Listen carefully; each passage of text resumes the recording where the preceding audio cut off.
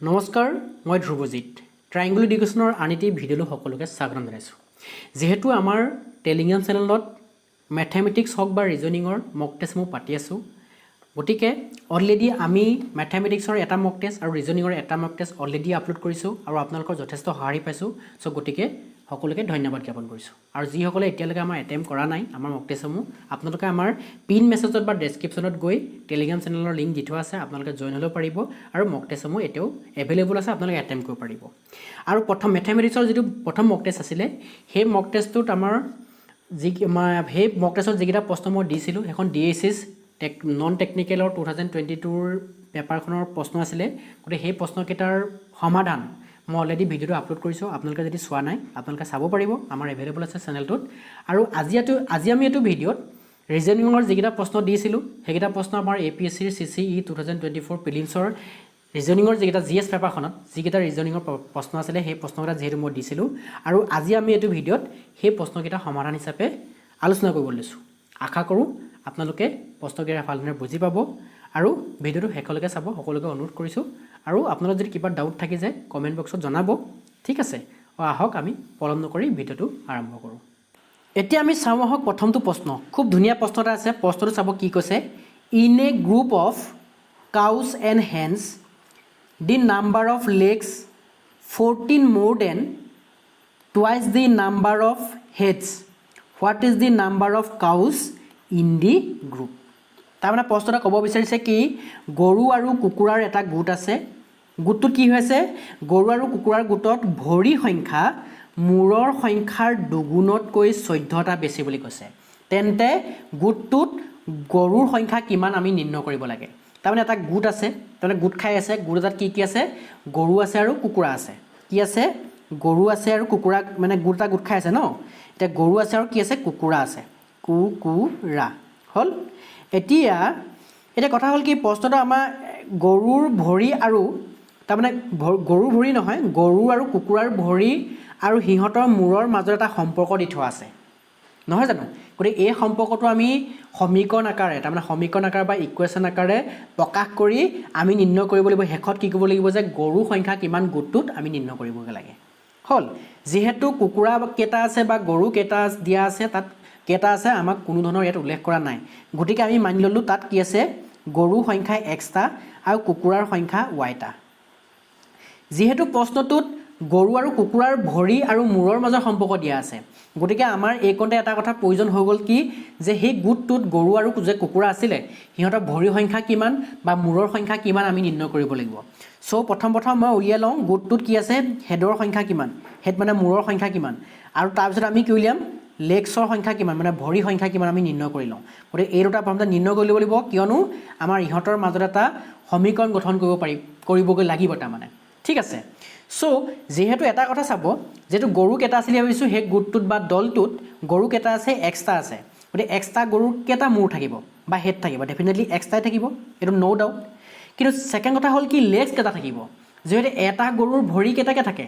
legs বা ভৰি এটা গৰু কেইটাকে 4টাকে থাকে গতিকে Xটা গৰুৰ ভৰি বা ঠেং কেইটা থাকিব 4Xটা থাকিব কাৰণ 4টাকে থাকে এটা গৰু 4টাকে ঠেং থাকিব গতিকে Xটা গৰু কেইটা থাকিব 4 × X কৰি দিব লাগিব মই ঠিক আছে এতিয়া তাৰপিছত চাব আপোনালোকে হেড কুকুৰাৰ হেড কেইটা থাকিব যিহেতু কুকুৰা Yটা আছিলে গতিকে ইয়াৰো কি থাকিব হেড বা মূৰ কেইটা থাকিব Yটাই থাকিব কিন্তু লেগছ বা ভৰি কেইটা থাকিব ডেফিনেটলি কিমান থাকিব 2Yটা কাৰণ কিয়নো এটা কুকুৰাৰ কেইটাকে ঠেং থাকে বা ভৰি থাকে দুটাকে থাকে এইকণলৈকে ক্লিয়াৰ হৈছে চবৰে ভাবিছোঁ আশা কৰিছোঁ সকলোৱে ক্লিয়াৰ হৈছে এতিয়া কথা হ'ল কি আমি সেই দলটোত থকা বা গ্ৰুপটোত থকা বা গোটটোত থকা গৰু আৰু কুকুৰাৰ হেডছ আৰু লেগছ উলিয়াই ল'লোঁ তাৰমানে ভৰি আৰু সিহঁতৰ মূৰৰ সংখ্যাটো উলিয়াই ল'লোঁ এতিয়া কথা হ'ল কি আমি সমীকৰণটো গঠন কৰিম এতিয়া সমীকৰণ কেনেকৈ গঠন কৰিব লাগে যেতিয়া বয়স নিৰ্ণয়ৰ মই প্ৰশ্ন সমাধান কৰিছিলোঁ ন এটা ভিডিঅ'ত তেতিয়া মই এটা কথা কৈছিলোঁ কি ষ্টেটমেণ্ট পঢ়ি কেনেদৰে সমীকৰণ গঠন কৰা হয় খুব ধুনীয়াকৈ মই আলোচনা কৰি আহিছিলোঁ গতিকে আজিও আপোনাক মই শিকাম কেনেকৈ চাব আপোনালোকে মই কেনেকৈ সমীকৰণটো গঠন কৰিম এই প্ৰশ্নটোৰ বাবে কৈছে কি গৰু আৰু কুকুৰাৰ গোটত ভৰি সংখ্যা মূৰৰ সংখ্যাৰ দুগুণতকৈ 14টা বেছি এতিয়া সমীকৰণটো চাব আপোনালোকে কেনেকৈ গঠন কৰিম আপোনাৰ এইকণতে এনেকুৱা এটা ফিল আহিছে নাই কোনডোখৰত গৰু আৰু কুকুৰাৰ গোটত ভৰিৰ সংখ্যা যে এইকণতে কমা এটা হ'ব লাগিছিলে এনেকুৱা এটা ফিল আহিছেনে কি কৈছে গৰু আৰু কুকুৰাৰ গোটত ভৰি সংখ্যা এই কোনে যেন কমা এটা আহিব লাগিছিলে এনেকুৱা এটা ফিল আহিছে তাৰমানে এই কমাটো জেগাতে আমি সমীকৰণটোৰ মাজৰ ইকুৱেল চিনডাল বা সমান চিনডাল আমি পাতি দিম মানে ঠিক আছে এতিয়া চাব মই কেনেকৈ সমীকৰণ গঠন কৰিম গৰু আৰু কুকুৰাৰ গোটত ভৰি সংখ্যা কিমান দুইটা লগাই পেলাই যেহেতু গৰু ভৰি কেইটা গোটটোত গৰু ভৰি কেইটা আছে 4x টা আছে আৰু কুকুৰাৰ কেইটা আছে 2y টা গতিকে ভৰি সংখ্যা বুলি কৈছে নহয় গৰু আৰু কুকুৰা দুইটাৰে কি ভৰি সংখ্যা কিমান হ'ব 4x + 2y দুইটা যোগ কৰি দিলোঁ হ'ল এই কমা নিচিনা ফিল অহা জেগাটোতে কি হ'ব সমান চিন হ'ল এইফালে গৰু সংখ্যা যোগ কুকুৰাৰ গৰুৰ ভৰি সংখ্যা যোগ কুকুৰাৰ ভৰি সংখ্যা যোগ কৰি দিলোঁ ইকুৱেল চিন পাতিছোঁ কোনডোখৰত এই কমা নিচিনা ফিল অহা জেগাটোত তাৰপৰা এইফালে কি হ'ব সোঁহাতে কি হ'ব চাব মূৰৰ সংখ্যাৰ মূৰ কেইটা গৰু মূৰ কেইটা x টা মূৰৰ সংখ্যা কিহৰ গৰু আৰু কুকুৰাৰ গতিকে যোগ কৰি দিলোঁ মূৰৰ সংখ্যাৰ দুগুণ গতিকে ইয়াক কি কৰিলোঁ গৰু আৰু কুকুৰাৰ মূৰ দুটা যোগ কৰি দিলোঁ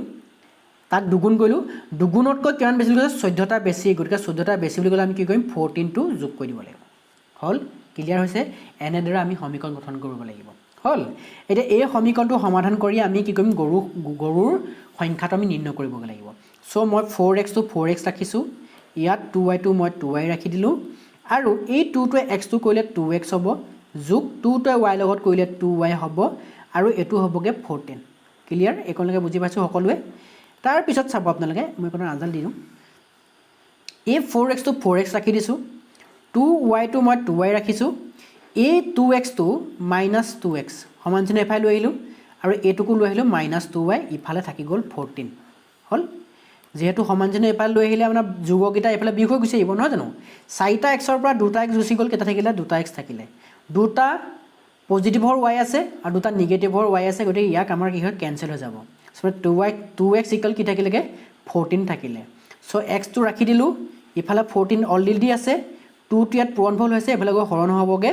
গতিকে কি আহিব 7 আহিব 14ক 2য়ে হৰণ কৰিলে 7 আহে তাৰমানে x ৰ ভেলু আহিলে কিমান 7 x মানে কি আছিলে গৰু সংখ্যা আছিলে চ' গৰু সংখ্যা আমাক উলিয়াবলৈ কৈছিলে কি গৰু সংখ্যা উলিয়াবলৈ কৈছিলে গতিকে গৰু সংখ্যা কেইটা আহিলে 7টা তাৰমানে গোটটোত থকা গৰু সংখ্যা কেইটা হ'ব 7টা গতিকে অপশ্যন নম্বৰ কোনটো হ'ব 7 টো কাৰেক্ট হ'ব এইটো হৈছে প্ৰথমটো প্ৰশ্নৰ উত্তৰ আশা কৰিছোঁ আপোনালোকে বুজিব পাৰিছে এইটো খুব ধুনীয়া প্ৰশ্ন হয় ঠিক আছে নেক্সট প্ৰশ্নটো চাওঁ আহক এতিয়া আমি চাওঁ আহক 2 নম্বৰ প্ৰশ্নটো এইটো খুব ইজি প্ৰশ্ন আমি সকলোৱে বুজিব পাৰিছোঁ কাৰণ এনেকুৱা ধৰণৰ প্ৰশ্ন জেনেৰেলি ৰিজনিঙত এটা নহয় এটা অহা দেখা পোৱা যায় আৰু এইটো খুব ইজি প্ৰশ্ন হয় কি কৈছে if rat is coded as 9-26-7 then mong will be coded as এতিয়া আমি ৰেটৰ কোডটো কি বুলি আছে 9-26-7 দি থোৱা আছে তেতিয়া মংক MONK ইয়াৰ কোডটো কি হ'ব আমি নিৰ্ণয় কৰিব লাগে এইটো খুব ইজি প্ৰশ্ন হ'ব এতিয়া চাব কি কৰিম আমি যেহেতু এটা কথা চাব আৰ জেগাত কোন আছে 9 আছে এ জেগাত আছে 26 আৰু টি জেগাত কেইটা আছে টি জেগাত আছে 7 এতিয়া এটা কথা চাব যেহেতু এতিয়া আমি সাধাৰণতে আমি যদি 1 বুলি 1 বুলি ভাবিলে তাৰমানে আমাৰ ABCD এলফাবেটত কেইটা আছে ABCD এলফাবেট কেইটা 26টা আছে গতিকে এ টোক যদি 1 নম্বৰ বুলি ভাবোঁ তেতিয়া জেড নম্বৰটো কেই নম্বৰ আহিব জেডৰ নাম্বাৰটো কেই নম্বৰ হ'বগৈ A টোক 1 B টোক 2 C টোক 3 D টোক 4 এনেকৈ চিৰিয়েলি যদি গৈ থাকোঁ জেডৰ পজিশ্যন কিমান হ'বগৈ 26 নম্বৰ হ'ব কিন্তু কথা হ'ল কি ইয়াত যিটো ৰেট আছিলে ৰেটৰ মাজৰ এলফাবেটটো কি A চ' A জেগাত কোন আছে ইয়াত 26 আছে তাৰমানে A টোক 1 বুলি ভবা নাই ইয়াত ওলোটাকৈ গৈছে কি জেডক 1 এটোক 2 এটোক 3 এটোক 4 এটোক 5 এটোক 6 এনেকৈ ওলোটাকৈ গৈছে ওলোটাকৈ গৈ এৰ পজিশ্যন কিমান হৈছেগৈ 26 হৈছেগৈ হ'ল তেনেকৈ আৰৰ যদি পজিশ্যনটো চাওঁ এনেকৈ যদি 1 2 3 4 5 6 7 8 9 9 গতিকে আৰৰ জেগাত কি আছে সেইদিনে 9 আছে দেখিছেনে তাৰমানে ওলোটাকৈ গৈছে চ' টি জেগাত কিমান 7 আছে সেইটো কাৰণে গতিকে ইয়াত ষ্টাৰ্টটো হৈছে এই ছাইডৰ পৰা এইফালৰ পৰাহে গৈ আছে এইফালৰ পৰা এইটো 1 2 3 4কৈ গৈ এইটো কিমান হৈছে 26 নম্বৰ পজিশ্যনত আহিছেগৈ চ' আমি ঠিক একেদৰে এতিয়া MONK ইয়াৰ কাৰণে কোডেডটো কি আমি উল্টাকৈ যাব লাগিব গতিকে ইয়াততো সেই প্ৰচেছটো মানি চলিছে কাৰণ তলৰ পৰা 1 2 3কৈ গৈছে ওপৰলৈ গতিকে আমি MONK যিটো মংক আছে ইয়াৰ ক্ষেত্ৰতো আমি কি কৰিম তলৰ পৰাই আমি কাউণ্ট কৰি গৈ থাকিম চ' এমৰ পজিশ্যন কিমান আমি চাম এমৰ পজিশ্যন কিমান হ'ব কিমান চাম তাৰপিছত অ' পজিশ্যনো চাম এনৰ পজিশ্যন চাম কেৰ চাম তাৰপৰা আমাৰ এনচাৰটো আহি যাব এতিয়া M কেই নম্বৰত আমি চাওঁ জেডৰটো কি হ'ব Z1 2 3 4 5 6 7 8 9 10 11 12 13 14 সো এমৰ পজিশ্যনটো কিমান হ'ব এমৰ পজিশ্যনটো 14 হ'ব দেছ এতিয়া আপুনি পিছৰকিটা চেক কৰিলেও হ'ব নকৰিলেও হ'ব কাৰণ আপুনি এটা কথা চিয়ৰ হৈ গ'ল কি যে এমৰ পজিশ্যনটো কিমান 14 গতিকে ইয়াত অপশ্যনকেইটা চাওক আপোনালোকে অপশ্যন 14 ক'ত আছে অনলি বি অপশ্যনত আছে বাকী ক'তোৱে নাই কাৰণ আপুনি চাব পাৰে বাকী এইটো 9 আছিলে ইয়াত 13 আছিলে এইটো 26 আছে গতিকে ডেফিনেটলি কোনটো কাৰেক্ট হ'ব বিটোৱে কাৰেক্ট হ'ব লাগিব কাৰণ এমৰ কাৰণে 14টো অকল এটা অপশ্যনতে দিয়া আছে যদি 14 আৰু এটা অপশ্যনত গুচি আহিলহেঁতেন তেতিয়া আমি বাকীকেইটাও চেক কৰি চাব লাগিব অ'টো চেক কৰি চাব লাগিব বা এনটো চেক কৰি চাব লাগিব বা কেটো চেক কৰি চাব লাগিব যদি ইচ্ছা কৰি চাব পাৰে আপোনালোকে বা নকৰিলেও যিহেতু আমাৰ অপশ্যন দেখিলোঁ যে 14 এটাতেই আছে গতিকে আমি ডাইৰেক্টলি বি অপশ্যনটো ক্লিক কৰি দিব পাৰিম আপুনি যদি ইচ্ছা কৰে অ'টো চাব পাৰে কাৰণ এমটো 14 হ'লে আমি এই তলৰ পৰাহে গৈছিলোঁ গতিকে ডেফিনেটলি এইটো কিমান হ'ব লাগিব কাৰণ এইটো 12 পিছত 13 পিছত 14 হৈছে গতিকে অ'টো 12 হ'ব লাগিব ডেফিনেটলি 12 মিলি আছে বাকী একেদৰে আমি বাকীতে এন কেটো চাব পাৰোঁ কাৰণ এনটো 13 হ'ব লাগিব 13 পিছত 14 হ'ব আৰু কেটো তেনেদৰে আমি চাবকৈ পাৰোঁ এইটো 14 হ'লে 15 16 চ' 16 হ'ব লাগে গতিকে হয় গতিকে আমাৰ অপশ্যন নম্বৰ কোনটো হ'ব বিটো কাৰেক্ট হ'ব এইটো খুব ইজি প্ৰশ্ন হয় ঠিক আছে এইটো সকলোৱে বুজি পাইছে বুলি মই ভাবি লৈছোঁ ঠিক আছে আমি নেক্সট প্ৰশ্নটো চাওঁ আহক এতিয়া চাব কুৱেশ্যন নম্বৰ 3 আমাক দিয়া আছে কি কুৱেশ্যন নম্বৰ 3টোত find the missing number in the below' in the figure below' তাৰমানে এটা ফিগাৰ এটা চাৰ্কুল দিয়া আছে আপোনালোকে নিশ্চয় দেখিছে ইয়াত চাৰ্কুল এটা বা বৃত্ত এটা দিয়া আছে আৰু এটা নাম্বাৰ ইয়াত কি আছে মিছিং আছে তাৰমানে এটা নাম্বাৰ আমি নিৰ্ণয় কৰিব লাগে যিটো নেকি ইয়াত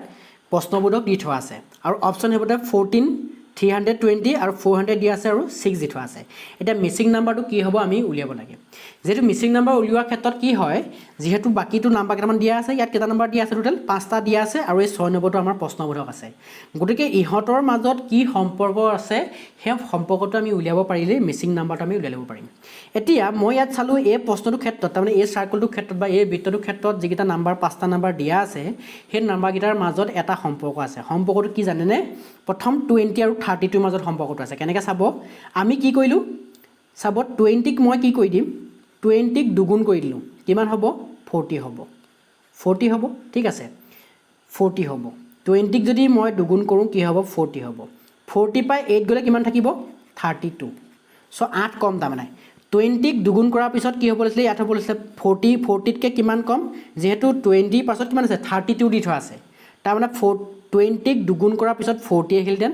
40তকৈ 8টোক মাৰি পেলাই কিমান পাই দিছে 32 পাতি থৈছে গতিকে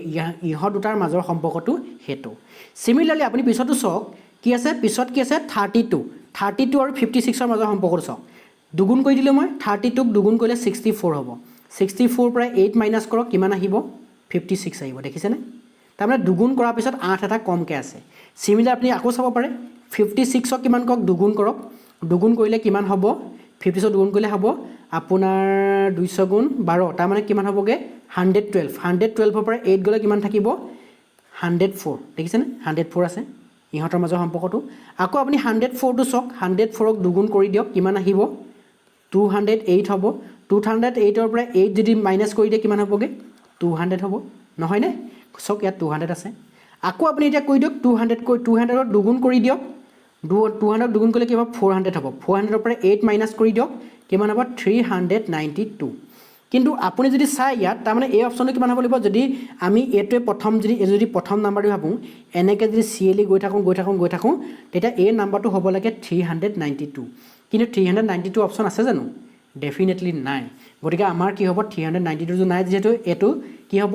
392 হ'ব নোৱাৰিব তেতিয়া বেলেগ এটা নাম্বাৰ হ'ব কিন্তু তাৰমানে কি ই প্ৰথম নাম্বাৰ নহয় প্ৰথম নাম্বাৰ ক'ৰ পৰা হৈছে এই চাৰ্কুলটোৰ ক্ষেত্ৰত যিটো ৰিলেশ্যন আমি সম্পৰ্ক এটা উলিয়ালোঁ সম্পৰ্ক বা ৰিলেশ্যন এটা উলিয়ালোঁ ষ্টাৰ্ট হৈছে ইয়াৰ পৰা গতিকে ইয়াৰ পৰা এনেকুৱা এটা নাম্বাৰ বেছি উলিয়াম যাক দুগুণ কৰি 8 পিক কৰাৰ পিছত কি হ'ব লাগিব 20 পাব লাগিব চ' আমি যদি চাওঁ এইটো ক্ষেত্ৰত নহ'ব আমি পালোগৈ কি 14 প্ৰথম অপশ্যনটো মানে 14ক দুগুণ কৰক কিমান আহিব 28 আহিব 28ৰ পৰা 8 বিক কৰক আপোনাৰ ৰিজাল্টটো কিমান আহিব 20 আহিব দেখিছেনে তাৰমানে ইয়াত ৰিজাল্টটো কি হ'ব লাগিব 14 হ'ব কাৰণ 14ক দুগুণ কৰিলে 28 হ'ব 28 হৈ 8টো বিক কৰিলে কিমান আহিব ৰিজাল্টটো 20 আহিব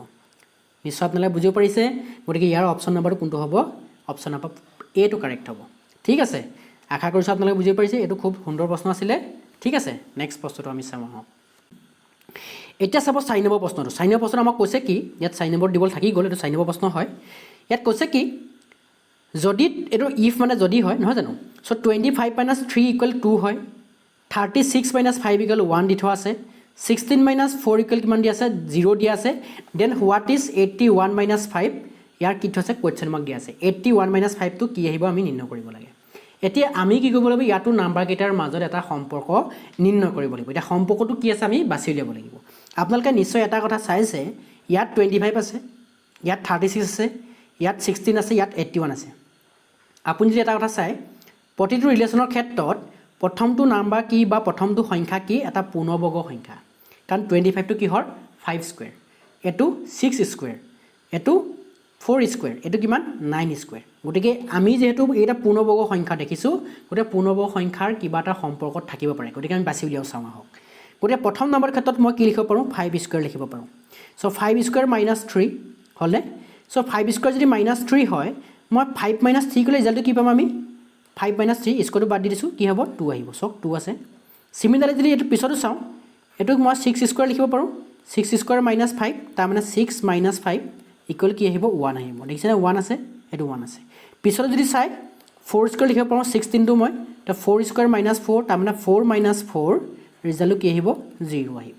সো এটো একাটা প্যাটাৰ্নে ফলো হ'ব কাৰণ প্যাটাৰ্ন এটা ফলো কৰি আছে সো এটো কি হ'বগে সো এটো হ'ব পাৰে 9 স্কয়াৰ মাইনাছ 5 তাৰ মানে আমাৰ কি হ'বগে 9 মাইনাছ 5 ইকুৱেল টু কি হৈ যাব ডেফিনেটলি 4 গতিকে প্যাটাৰ্নটো একাটা প্যাটাৰ্নে ফলো কৰিব সো আমাৰ শুদ্ধ অপচনটো কোনটো হ'বগে অপচন নাম্বাৰ সি টু এটো খুব ইজি প্ৰশ্ন আছিল ঠিক আছে নেক্সট প্ৰশ্নটো চাওঁ আহক এতিয়া চাওঁ আহক আমি 5 নম্বৰটো প্ৰশ্ন এটো 5 নম্বৰ হ'ব ডেফিনেটলি 5 নম্বৰ প্ৰশ্ন হ'ব লাগিছিলে সো 5 নম্বৰটো চাব কি কৈছে in the flowing sequence of numbers which number will be present between 42 and 170 এতিয়া ইয়াত এটা মিসিং নাম্বাৰ আছে এটুকাত মিসিং নাম্বাৰ আছে মিসিং নাম্বাৰটো আমি নিৰ্ণয় কৰিব লাগে গতিকে যেহেতু মিসিং নাম্বাৰ নিৰ্ণয় কৰিবলৈ অথনিতে শিকি আহিছো এনেকুৱা ধৰণৰ প্ৰশ্ন অলৰেডি কৰিছো আমি গতিকে কি কৰিব লাগিব বাকি যেহেতু মিসিং নাম্বাৰটো উলিয়াবলৈ যাওঁতে বাকি আমাৰ কিতাত আছে 5টা নাম্বাৰ দি থোৱা আছে কাৰণ 6 দি থোৱা আছে 10 দি থোৱা আছে 22 42 আৰু লাষ্টত দি আছে 170 সো এই মাজটো নাম্বাৰটো আমি নিৰ্ণয় কৰিব লাগে গতিকে যিকিটা নাম্বাৰ দিয়া থাকে হিহঁতৰ হে নাম্বাৰ কিটাৰ মাজত আমি কি কৰিব লাগে এটা সম্পৰ্ক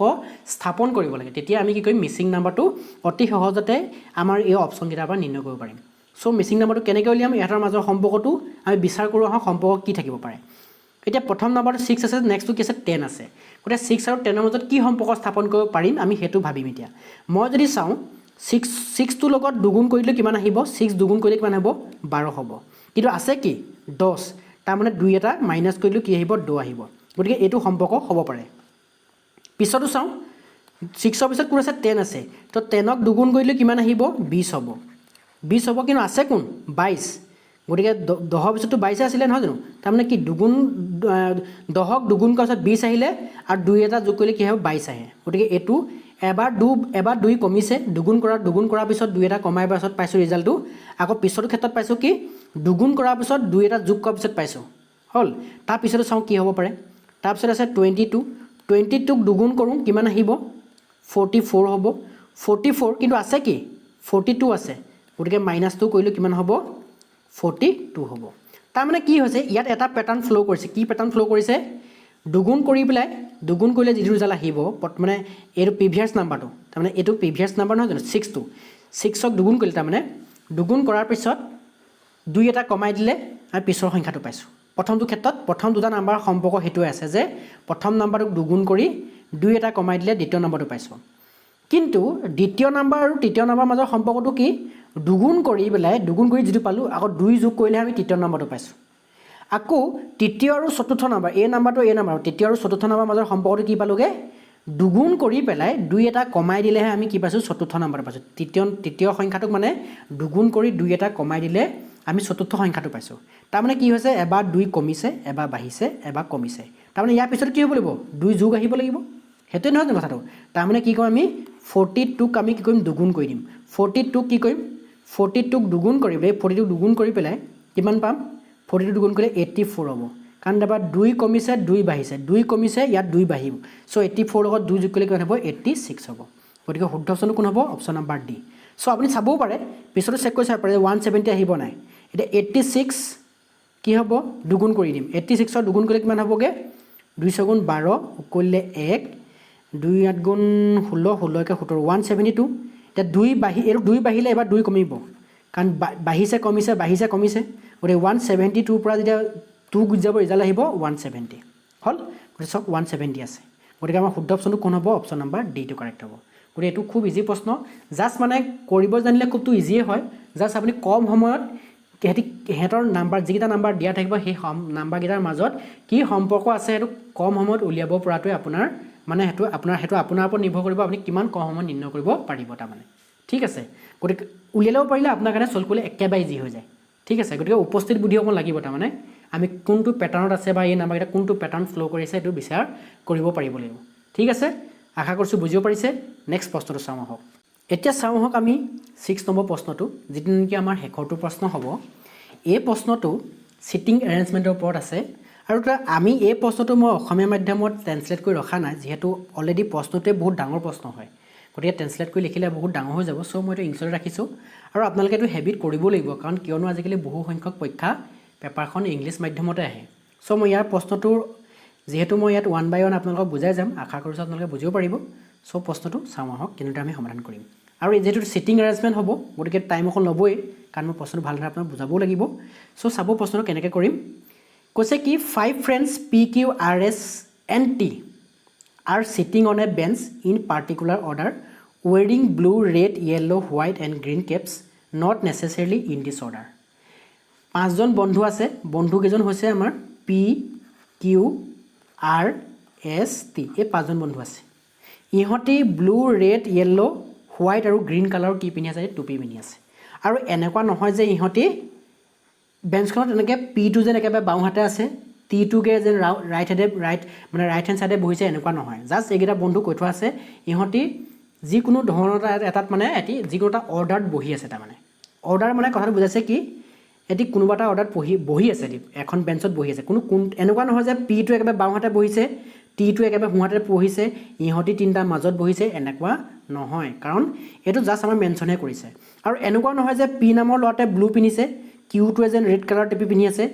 চিমিলাৰ যেনেকৈ টিটোৱে লাষ্টত গৈ গ্ৰীণটো পিন্ধিছে এনেকুৱা নহয় কাৰণ এনেকুৱা হ'লহেঁতেন যদি ৰেচপেক্টিভলি লিখা থাকিলে লাষ্টত যদি ৰেচপেক্টিভলি যদি ৱৰ্ডটো লিখা থাকে তেতিয়া বুজি পাম কি পিটোৱে ব্লু পিন্ধি আছে কিউটোৱে ৰেড পিন্ধি আছে আৰটোৱে য়েল্ল' পিন্ধি আছে এছটোৱে হোৱাইট পিন্ধি আছে টিটোৱে গ্ৰীণ পিন্ধি আছে যদি শেষত ৰেচপেক্টিভলি ৱৰ্ডটো থাকিলেহেঁতেন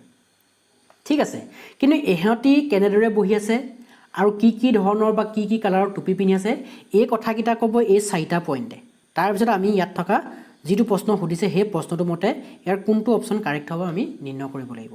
এটা কথা হ'ল কি এটা প্ৰশ্ন আমি বুজি পাইছোঁ কি যিহেতু চিটিং এৰেঞ্জমেণ্টৰ হয় গতিকে আমি আমাৰ ল'ৰাকেইটা আছে 5টা আছে এই 5টা ল'ৰাক 5টা জেগাত আমি বহাব লাগিব আৰু 5টা পজিশ্যন কেনেকৈ বহাম সেইটো কোনে ক'ব আমাক এই 4টা পইণ্টে ক'ব আমাৰ আগে 4টা পইণ্ট দি থোৱা আছে এতিয়া কেনেকৈ দিছে চাব যেতিয়া 5টা পজিশ্যন মই বনাই লৈছোঁ P is sitting on the right of Q এতিয়া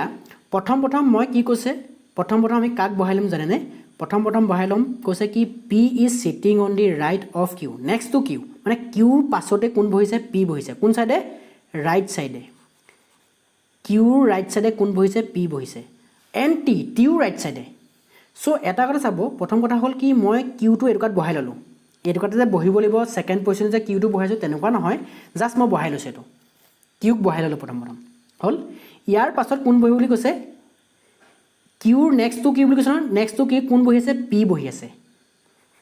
কিউৰ নেক্সট কোন বহি আছে পি বহি আছে কিন্তু এটা কথা চাব এতিয়া চেণ্টেঞ্চটো এতিয়ালৈ ক্লিয়াৰ হোৱা নাই কি কৈছে চাব P is sitting on the right of Q ঠিকে আছে কিউৰ পাছতে বহিছে পিটো হ'ল এণ্ড টিও ৰাইট চাইড হ'ব লাগিব চ' টিটো ক'ত বহিব টিটো ইয়াত বহিব প্ৰথমটোৰ পৰা দুটা পেটাৰ্ণ আমি লিখিব পাৰোঁ জানেনে কেনেকৈ লিখিব পাৰোঁ প্ৰথম কথা হ'ল এইটো পেটাৰ্ণ হ'ব পাৰে যে টি কিউ পি এতিয়া চাব পি নামৰ ল'ৰাটো কিউৰ সোঁহাতে আৰু টিৰ সোঁহাতে বহিছে চাওক প্ৰশ্নতে কৈছিলে কি P is sitting on the right of Q and T যে পি নামৰ ল'ৰাটো কিউ আৰু টিৰ সোঁহাতে বহিছে হয় এতিয়া চাওক পি নামৰ ল'ৰাটো টি আৰু কিউৰ সোঁহাতে বহাইছোঁ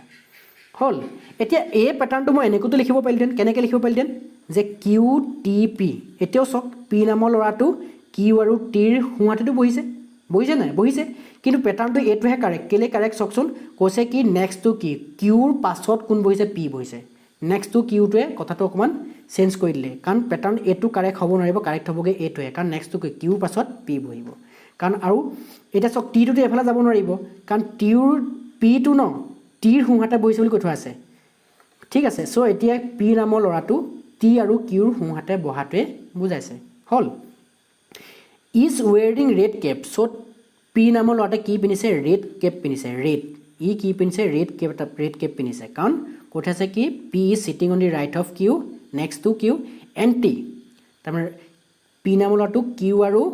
টিৰ সোঁহাতে বহিছে আৰু সি পিন্ধি আছে কি ৰেড কেপ চ' ই ৰেড কেপ পিন্ধি আছে পি নামৰ ল'ৰাটোৱে 2 নম্বৰ পইণ্টটো চাব R is cheating in the second position from the right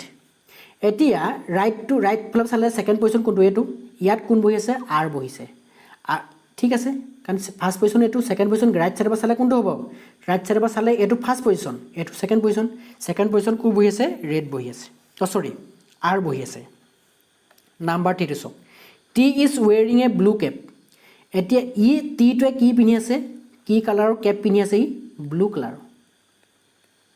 colour পিন্ধি আছে হ'ল ব্লু কালাৰৰ কেপটো পিন্ধি আছে তাৰপৰা কৈছে Q is wearing green cap কিউটোৱে কি পিন্ধি আছে ই গ্ৰীণ পিন্ধি আছে ই কি পিন্ধি আছে green cap S is not wearing white Cape